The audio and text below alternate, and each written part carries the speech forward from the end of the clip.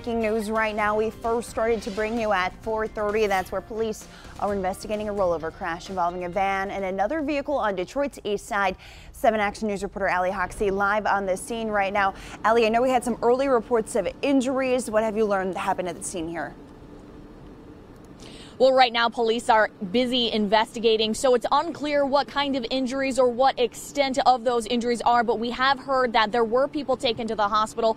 Take a look behind me at what we're seeing here this morning. You can see off in a distance a car over on its side, and just beyond that car in this grassy area, there is another minivan that is not rolled over. Right now, it's unclear, like I said, what the extent of those injuries are. We are told that there was people taken to the hospitals. What also is unclear is how this crash happened.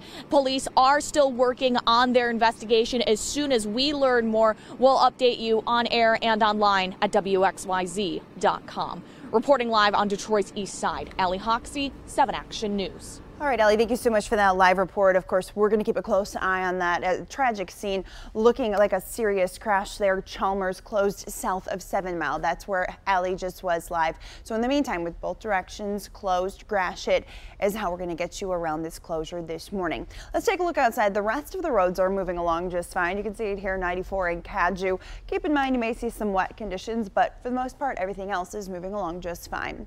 Now, if you do take Telegraph Road to get around Metro Detroit, you may want to find an alternate route. Today, crews are picking up where they left off with a project that they started last year on US 24 in Bloomfield Township. They'll be doing milling and resurfacing between Long Lake Road and Square Lake Road at Maple intersection. There will be at least 2 lanes open in each direction on weekdays and weeknights, but on the weekends they'll only have 1 lane open in each direction. Anu. Anne-Marie, thank you. We do have new information this morning on the measles outbreak in Metro Detroit. We've now learned a student at a school in Birmingham was among the 5 measles cases confirmed on Friday. 7 Action News reporter Matthew Smith is live this morning outside Derby Middle School. And Matt, what is the school district saying about this? Well, Keenan and Anu, this marks 39 cases overall that we've seen here in southeast Michigan. Here at Derby Middle School, this is of extra concern because we know just how contagious measles can be. The school did send a letter home, and we're going to pull that up on your screen here so you get a closer look at that. And what I'm going to read is just a portion of it that says measles generally starts with a fever and at least one of the 3 C's. And conjunctivitis, it's followed by a rash that is red, raised, and blotchy that usually starts on the face, spreads to the trunk, arms, and legs 3 to 5 days after symptoms begin.